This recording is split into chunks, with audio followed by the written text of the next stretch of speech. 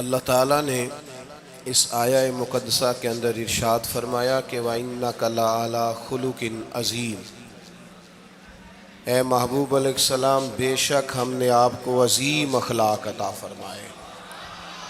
آپ عظیم اخلاق پر ہیں، آپ خلق عظیم کے مالک ہیں۔ انسانی زندگی کے اندر کچھ چیزوں کی اور کچھ رویوں کی بڑی زیادہ ضرورت ہوتی ہے۔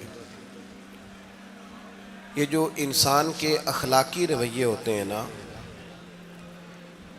یہ بھی بڑی اہم ضرورت ہوتے ہیں انسانی زندگی کو گزارنے کے لیے۔ اگر رویوں میں اخلاق نہ ہو، لہجوں میں خوبصورتی نہ ہو، تو انسان کے لیے وقت گزارنا نہایت مشکل ہو جاتا ہے۔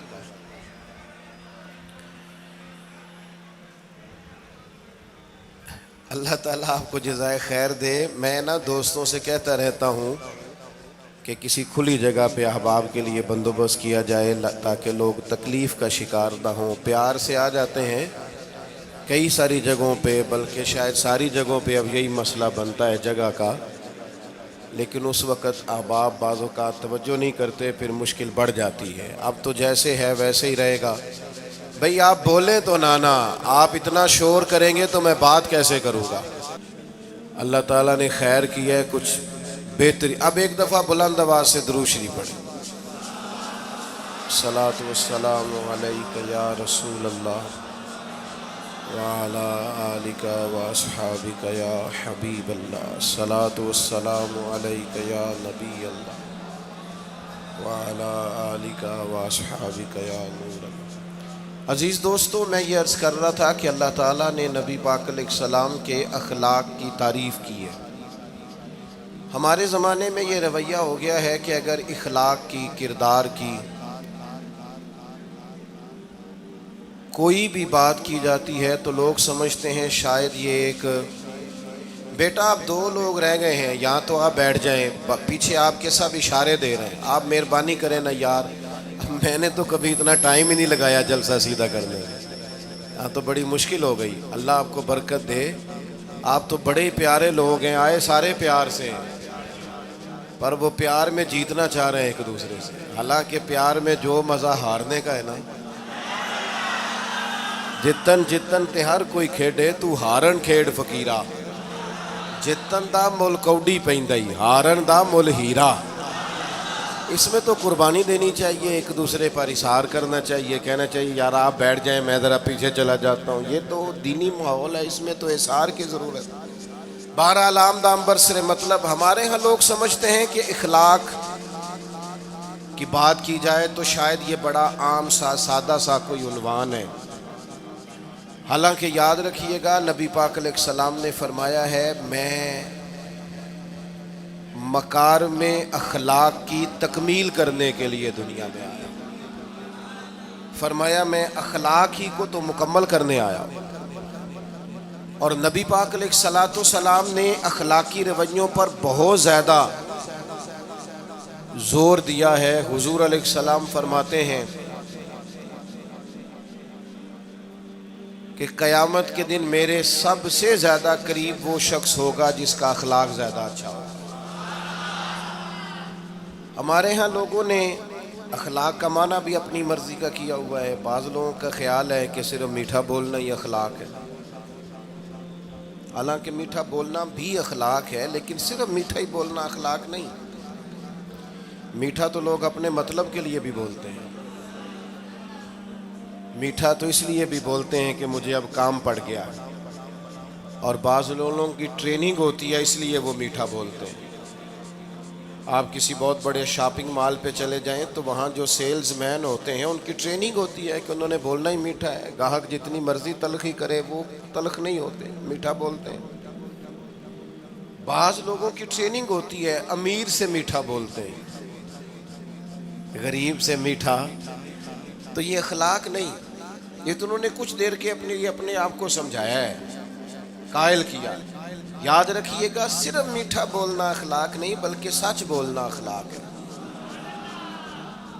صبر، تحمل، بردباری، وفاداری، اور بلند ترین اخلاق کا مالک وہ بندہ ہوتا ہے جو خوددار ہوتا ہے، کسی دنیا دار کے سامنے ہاتھ نہیں پھیلاتا، اللہ تعالیٰ نے جو اسے دیا ہوتا ہے اس پر راضی رہتا ہے، اس کے مزاج میں، اس کی کو ذرا کم کر دیں جی، اس کے مزاج میں لالچ نہیں ہوتا، ہرس، ہوس، طمع، مفاد پرستی، یہ چیزیں جس آدمی کے مزاج میں نہیں ہوتی وہ شخص با اخلاق ہوتا ہے، اور بندے میں مروت ہو، وفاداری ہو، خلوص ہو، للہیت ہو تو بندہ با اخلاق ہے۔ میرے دوستو، جس طرح ہم اپنا مکان محنت کر کے تعمیر کرتے ہیں، اور تھوڑا سا بھی درزی اگر کپڑے میں فرق پیدا کر دیتا ہے تو ہمارے لیے مشکل ہوتا ہے پہننا، ہم محنت کر کے تعمیر کرتے ہیں لباس کی، ہم اپنے لیے تعمیر کرتے ہیں چیزوں کو کہ بالکل ٹھیک اور پرفیکٹ چیزیں ہونی چاہیے، اسی طرح ہمیں اپنے کردار کو بھی تعمیر کرنا پڑتا ہے، اس پر ہمیں محنت کرنی پڑتی ہے، جس چیز پر بھی محنت کی جاتی ہے وہ قیمتی ہو جاتی ہے۔ جب ہم تھوڑی محنت اپنے اخلاق پر بھی کریں گے نا، اپنے رویوں پر بھی کریں گے تو اس میں بھی بہتری آ جائے گی۔ اصل مسئلہ یہ ہوا ہے امت کے ساتھ کہ ہم نے یہ سمجھنا شروع کر دیا ہے آج کے دور میں کہ شاید لوگ صرف تقریر ہی سنیں گے، شاید لوگ صرف تصویر ہی دیکھیں گے، شاید لوگ صرف ہمارا آنا جانا، دبدبا، استقبال، پروٹوکول دیکھیں گے۔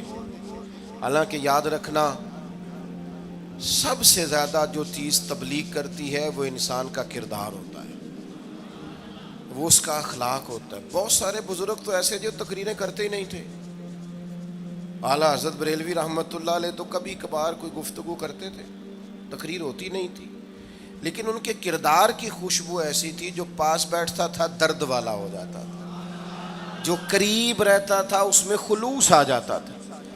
آپ جو اٹھتے بیٹھتے چلتے پھرتے کہتے ہیں اسی سے پتہ چل جاتا ہے کردار کس طرح کا ہے۔ اس کے لیے آپ کو، اور ویسے بھی امام راضی رحمۃ اللہ علیہ سے کسی نے کہا تھا با اخلاق کون ہوتا ہے؟ فرمایا جسے نیکیاں کرنے میں تکلف نہ کرنا پڑے، نیکی بڑی آسانی سے اس سے سرزد ہو جائے، وہ بندہ اخلاق والا ہوتا ہے۔ آسانی سے نیکی کر لے، مشکل درپیش نہ ہو، بندہ با اخلاق ہوتا ہے۔ جب جب ہمارا اخلاق اور کردار اور لب و لہجہ اور اٹھنا بیٹھنا، آپ بڑی تعریفیں کریں گھر جا کے کہ میرے استاد بڑے قابل ہیں، آپ کہیں میں بہت عالی شان پیر صاحب کا مرید ہوں، کیا بات، لیکن خدا نہ کرے بیوی کو گالی دے تو وہ اسی وقت کہہ دے گی یہ سکھایا تجھے تیرے پیر صاحب نے، یہ استاد صاحب سے سبق پڑھ کے آیا، یہ اس تنظیم کا آدمی ہے۔ وہ کبھی قبول نہیں کرے گی آپ کے استاد کو، آپ کے پیر صاحب کو، آپ کی تنظیم کو، کہے گی پتہ ہے مجھے کس پانی میں یہ سکھاتے ہیں تمہیں۔ جب تک اخلاقی رویہ بدل نہیں جاتا، آپ کہیں میں بڑی محافل کراتا ہوں، میں بہت بڑا آدمی ہوں اور میں بڑے دینی کام کرتا ہوں اور میں اپنے اوپر لیبل رکھتا ہوں، لیکن آپ کا دوستوں کے ساتھ اٹھنے بیٹھنے میں حلال حرام کی تمیز میں ہی کوئی خیال نہ ہو تو کوئی نہیں مانے گا آپ کی بات۔ ہمارے ہاں سنت شریعت کا بھی ہم نے اپنی مرضی کا نام رکھ لیا ہے نا۔ میں نے الحمدللہ زندگی میں داڑھی نہیں کٹوائی، مجھے کبھی خط بھی نہیں کرانا پڑا، شروع سے رکھی ہے، اور امامہ تو اب ایسے محسوس ہوتا ہے طبیعت کا حصہ بن گیا ہے۔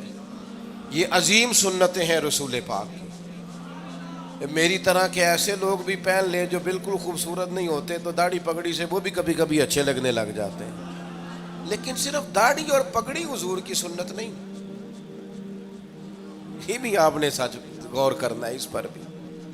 صرف دین کا لباس پہننا ہی حضور کا طریقہ نہیں، اخلاق اور کردار کو سمجھیں۔ حضور کی جو سنت سب سے پہلے لوگوں میں معروف ہوئی تھی، جس سے تعارف ہوا تھا، وہ تو صادق اور امین ہونا ہے۔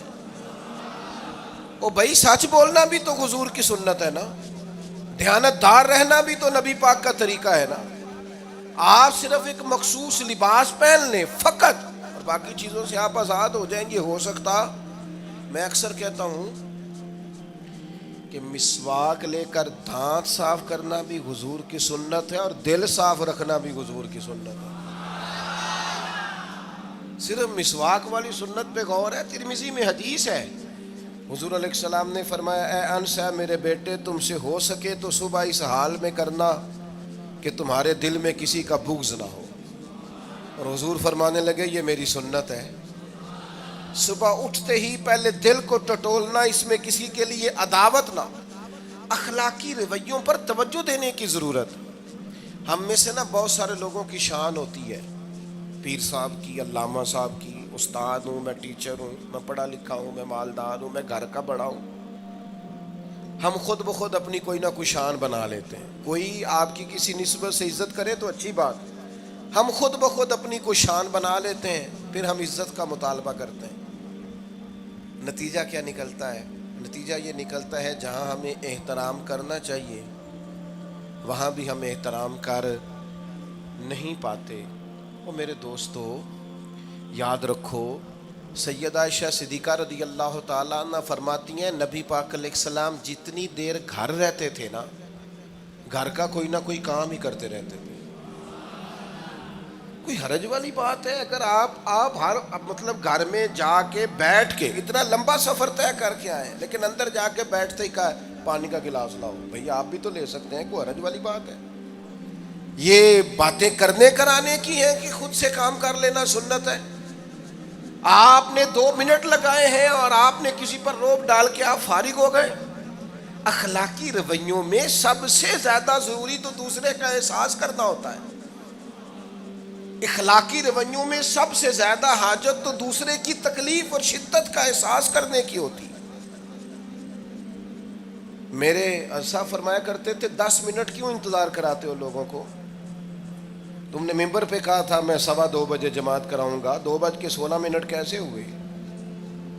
تمہیں اس کا پاس ہونا چاہیے تھا, تمہیں خیال ہونا چاہیے تھا کسی شخص کو کسی وجہ سے کوئی تکلیف, کوئی کسی اذیت کا شکار کیوں ہو, کوئی پریشان. میں اب تو الحمدللہ آپ اتنی بڑی تعداد میں آ گئے کہ جگہ آپ کے لیے مشکل ہو گئی, ورنہ شروع میں جب میں محافل کا ٹائم دیتا تھا تو میں وقت پہ چلا جاتا تھا.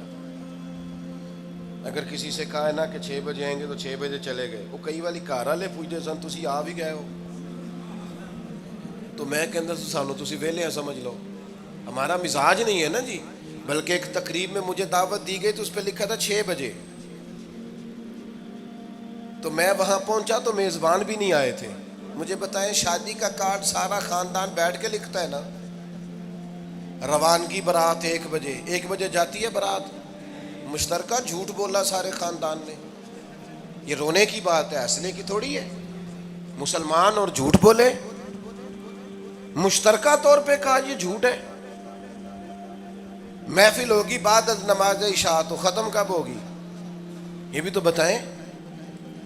آپ نے قوم کو تو ایک شخص کا بتایا تھا کہ فلاں صاحب خطاب کریں گے, یہ مقامی, قومی, عالمی شہرت یافتہ, یہ کہاں سے آ گئے؟ کیوں تکلیف دی گئی؟ بلکہ ہم نے تو منصوبہ بندی کی ہے کہ لوگ ہمارے جلسوں میں نہ آئیں. ستائے اتنا ہے, ایک جگہ پہ میں حاضر تھا تو 1:30 بجے مجھے مائک دے رہے تھے. اب تو میں جاتا نہیں ہوں, رات کو چھوڑ دیا ہے. 1 بجے رات کو مائک دے رہے ہیں تو نقیب بیچارہ رٹی رٹائی بات کر رہا ہے, کہتا ہے بلا تاخیر. میں نے کہا ابھی بھی بلا تاخیر ہے, کر لو تھوڑی تاخیر. خدا کے بندو ختم کرو, آدھے گھنٹے میں مسئلے کی سمجھ آ جاتی ہے, ایک پیغام دو, بات ختم ہو گئی. اتنا الجھاؤ اور اتنا بات کو کھینچنے کا معنی کیا؟ اپنے رویوں کے اندر. میں چلا گیا 6 بجے تو میزبان صاحب بھی نہیں آئے تھے, تو وہ تقریب کب شروع ہوئی؟ 9 بجے. تو میں نے ان سے کہا غور سے دیکھ لو کہیں میں تو نہیں الٹا پڑتا رہا, 9 اور میں 6 سمجھتا رہا ہوں. یہ چھوڑے ان چیزوں کو. اپنی زندگی میں آپ نظم پیدا نہیں کریں گے تو کوئی کام کیسے کریں گے؟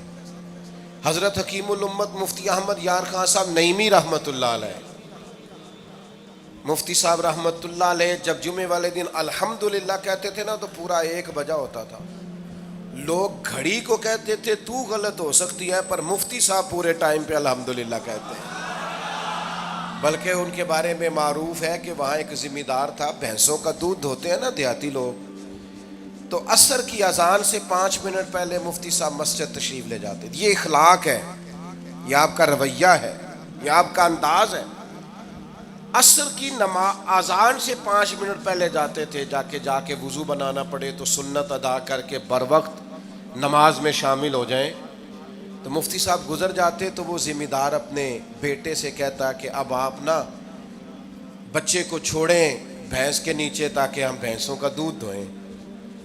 تو ایک دن وہ بیٹا کہنے لگا ابا جی ابھی تو یہ سورج کھڑا ہے, عصر کا ٹائم کہاں ہوا ہے؟ تو کہنے لگا تو چھڑ دے کٹا, مفتی صاحب لانگ گئے نہیں, ٹائم ہو گیا ہے. یہ ہمارے بزرگوں نے ہمیں رویے سکھائے.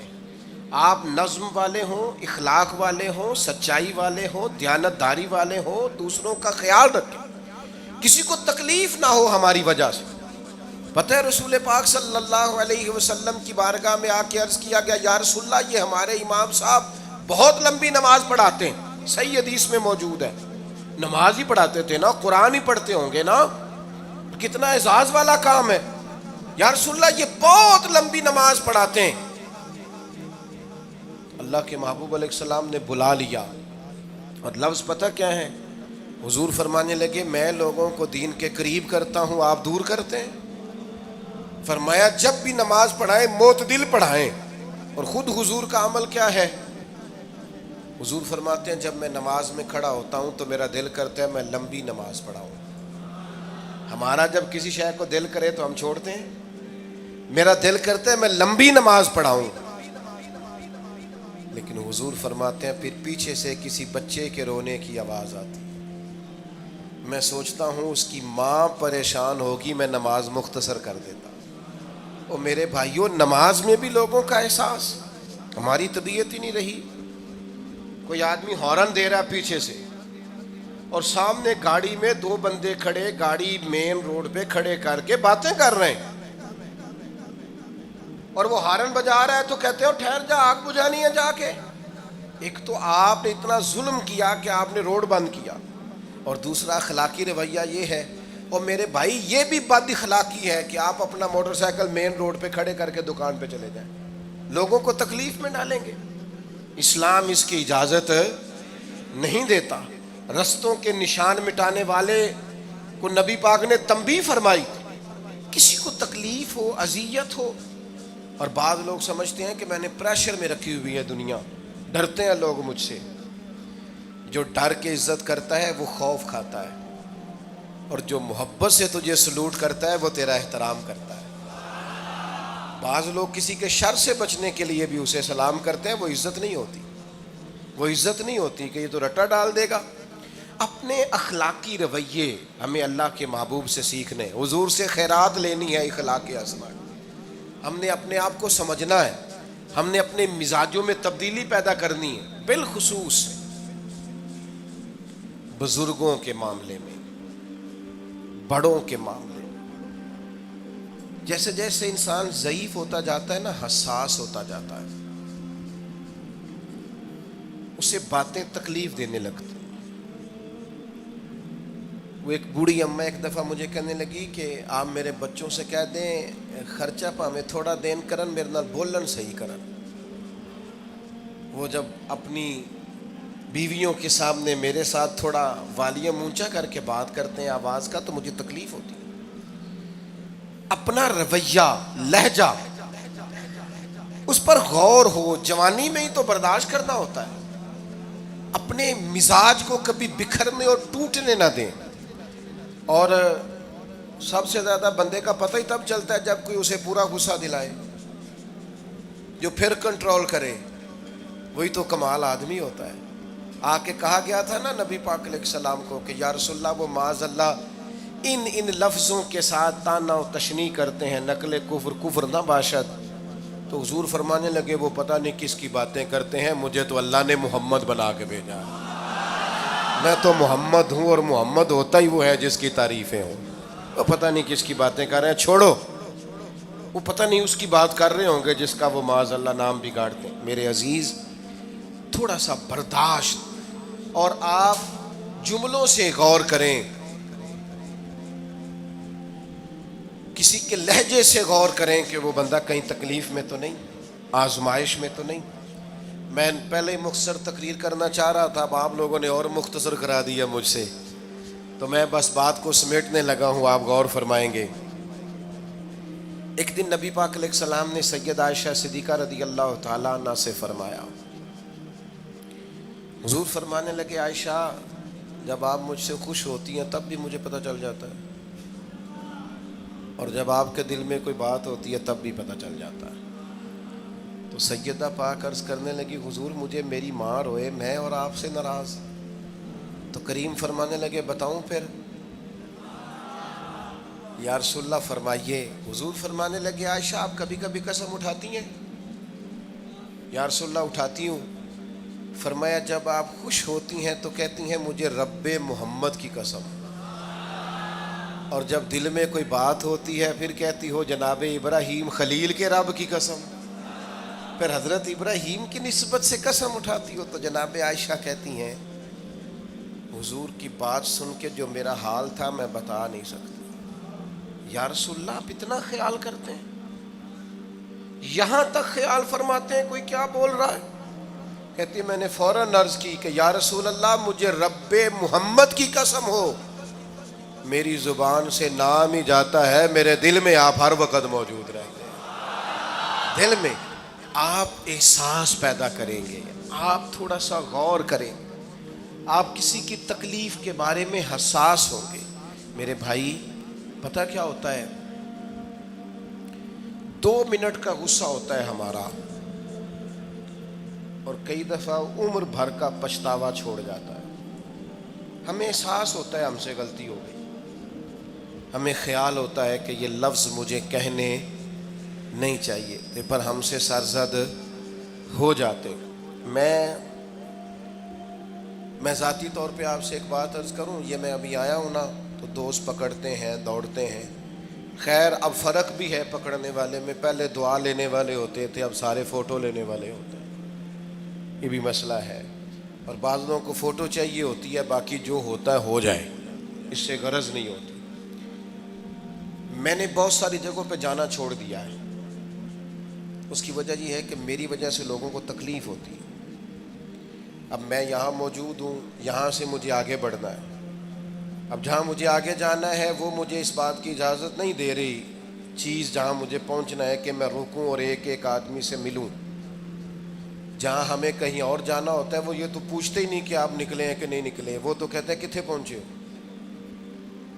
اب اتنی گنجائش نہیں ہوتی، لوگ آ رہے ہوتے ہیں۔ میں داتا صاحب رحمۃ اللہ علیہ چلا گیا حاضری دینے کے لیے، اس قدر دوڑ دھوپ ہوئی، لوگ اس طرح بھاگے، ظاہر ہے کچھ قرآن مجید پڑھ رہے ہوں گے، کچھ عبادت کر رہے ہوں گے۔ کئی دنوں تک میری طبیعت پہ بوجھ بنا رہا کہ تیری وجہ سے لوگوں کو تکلیف۔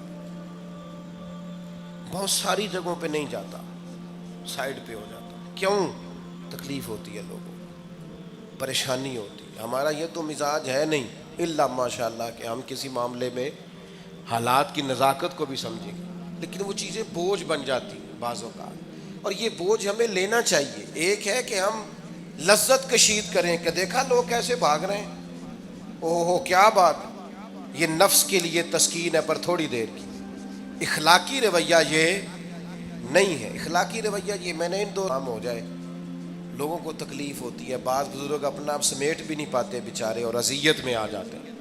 تو میرے عزیز کچھ تھوڑا سا ہمیں اس بات کا بڑے مجموع میں آنے جانے میں بھی خیال رکھنا چاہیے کہ یار آپ گزر جائیں ذرا پیار سے، پہلے میں ہمت ور رکھتا ہوں، میں تھوڑی دیر کے بعد آ جاؤں۔ لیکن وہ ہمارے ہاں بس میں چڑھنا ہو، کسی اجتماع سے نکلنا ہو، جانے ہمیں کیا ہو جاتا ہے۔ اور پروٹوکول والوں کو بھی چاہیے کہ تھوڑی دیر کے لیے پروٹوکول چھوڑ دیں، وہ بھی ذرا سادگی سے ہو جائیں، کچھ فرق پڑتا۔ جب تک ہم یہ احساس پیدا نہیں کرتے ہمارا اخلاق درست ہو سکتا، اپنے اندر بالخصوص اور تھوڑی دیر کا غصہ ہوگا آپ کا، پچھتاوا چھوڑ جائے گا۔ اس غصے کو چھوڑ ہی دیں تھوڑی دیر کے لیے، 2 منٹ کے لیے چھوڑ دیں، کوئی سخت بات ہی کرے گا نا، برداشت کریں۔ حضرت عمر بن عبدالعزیز گزر رہے تھے، رات کا وقت تھا، لکڑی کے جوتے پہنے ہوئے تھے، کھڑاؤں جن کو کہتے ہیں۔ ایک بزرگ فٹ پاتھ پہ سوئے ہوئے تھے، جناب عمر بن عبدالعزیز کا پیر آ گیا بابا جی کے پیر۔ کیا کہتے ہیں اس طرح کا معاملہ ہو تو لوگ اندھے ہو یہی کہتے ہیں نا، ٹکر ہو جائے اچانک تو کہتے ہیں اندھے ہو. اس بندے نے بھی کہا فوراً اٹھتے ہی، اندھے ہیں آپ، میرا پیر دبا دیا ہے. بڑا سخت موقع ہے. بادشاہ وقت، امیر المومنین اور امت کے صالحین کے امام حضرت عمر بن عبدالعزیز اندھے ہیں. تو یہی موقع ہے، یہاں تو آپ اینٹ کا جواب پتھر سے دے لیں، یہاں پھر آپ ذرا چپ کر جائیں اور اس کوڑے گھونٹ کو 1 منٹ کے لیے پی کے دیکھیں، پھر اس کی شفا کتنی ہے. حضرت عمر بن عبدالعزیز ہنس پڑے، فرمانے لگے نہیں بزرگو، اندھا نہیں ہوں، مجھے نظر آتا ہے. وہ جو 7 سپاہی تھے نا، یہ کیتلی چائے سے زیادہ گرم ہوتی ہے ہمیشہ، انہوں نے تلواریں نکال لی. آپ نے فرمایا تمہیں کیا ہوا؟ حضور اس بے ادب نے آپ کو اندھا کہا ہے. فرمانے لگے نہیں کہا. کہا جناب کہا ہے. فرمایا نہیں کہا. میں کہا ہے جناب نہیں کہا. تو آپ فرمانے لگے بابا جی آپ سے بات کر رہے تھے مجھ سے کر رہے تھے؟ کہا جی آپ سے ہی بات کر رہے تھے. تو فرمانے لگے انہوں نے مجھے اندھا نہیں کہا، انہوں نے تو ایک سوال پوچھا ہے. ہاں، جتن جتن ہر کوئی کھیڈے تو ہارن کھیڈ فقیرا. اوے جتن دا مل کوڈی پیندا ہی، ہارن دا مل ہیرا. انہوں نے کہا بابا جی نے سوال پوچھا، انہوں نے پوچھا ہے اندھے تو نہیں؟ تو میں نے جواب دے دیا نہیں مجھے نظر آتا ہے، اس میں جھگڑے والی کون سی بات ہے؟ اتنا سا ہی تو مسئلہ ہے. اگر اس کا غصہ بنا لیا جاتا اور سخت رد عمل دیا جاتا تو عمر بھر پچھتاوا رہتا. والد صاحب کے سامنے تو میرے خیال ہے کر ہی لیں گے، ایسا کر لیں گے نا. اگر وہ غصہ کریں تو کہیں گے نا ابا جی جیسے آپ کہتے ہیں ہو جائے گا، مشکل تو نہیں. اماں جی کے سامنے تو کر لیں گے نا. اے جنہ دی مووی بن رہی صرف یہ نہیں ہاں نہ کر رہے ہیں، گل پکی نہ ہو جائے، باقی بول رہے ہیں ماشاءاللہ سے. والد صاحب کا غصہ برداشت کر لیں گے انشاءاللہ، بزرگوں کا برداشت کر لیں گے. سید صاحب ہیں، عالم ہیں، کوئی بزرگ ہیں، اگر کبھی کسی وقت سمجھانے کے لیے کوئی تنبیہ کر دیں تو قبول کر لیں گے انشاءاللہ. نوجوانوں سے کہتا ہوں اگر جوانی اللہ نے عطا کیا تو پھر حوصلہ بھی ہونا چاہیے. اور آخری بات آپ سے یہ ہے، ہر نماز میں ہر موقع پر فلسطین کے لیے دعا کریں اور اپنے اندر ان کی حمایت کا جذبہ بھی پیدا کریں. امت ایک جسم کی طرح ہے، اگر آج امت ان کا احساس نہیں کرے گی تو پھر یہ امت واحدہ ہونے کا ثبوت نہیں دے گی. اللہ کی بارگاہ میں یہ دعا ہے، اللہ ان مجاہدین کی مدد فرمائے، اسلامی حکمرانوں کو غیرت ایمانی نصیب کرے، اور اللہ تعالیٰ انہیں اخلاص کے ساتھ دین کے لیے اکٹھے ہونے کی توفیق عطا فرمائے. محفل آگے چلے گی جی، جاری رہے گی نا؟ آپ لوگ تشریف رکھیں، مجھے بتا رہے ہیں کہ محفل آپ کی جاری ہے، ابھی پروگرام چلے گا نا، نعت شریف ہوگی تو پھر آپ خود ہی تو کہہ رہے ہیں چلے گی. اللہم صلی علی سیدنا مولانا محمد معدن الجود والکرم وآلہ وبارک وسلم. اللہ ہماری حاضری قبول فرما. جن دوستوں نے یہ بندوبست کیا ہے انہیں بہترین صلہ عطا فرما. اللہ تعالیٰ امت کی خیر فرما، پاکستان پر فضل فرما، اپنی رحمتوں سے ہم سب کو مالا مال فرما، بیماروں کو شفا عطا فرما، مقروضوں کو قرض کے بوجھ سے رہائی نصیب فرما، تنگ دستوں کو وسعت عطا فرما. اللہ عالم اسلام کے حق میں رحمت والے فیصلے فرما، فلسطین کے مجبوروں کی مدد فرما، صہیونی طاقتوں کو نیست و نابود فرما. اللہ تعالیٰ دنیا ہو یا آخرت ہو ہماری پردہ پوشی فرما، ہمارے حال پہ رحم فرما، ہم سے درگزر فرما، علم نافع عمل صالح کی توفیق عطا فرما، سجدوں کا ذوق اور عبادتوں کا شوق عطا فرما، تلاوتوں کی لذت عطا فرما، اپنی رحمت اور اپنا فضل نصیب فرما. رب اغفر وارحم وانت خیر الراحمین. وصلی اللہ تعالی علی حبیبہ سیدنا و مولانا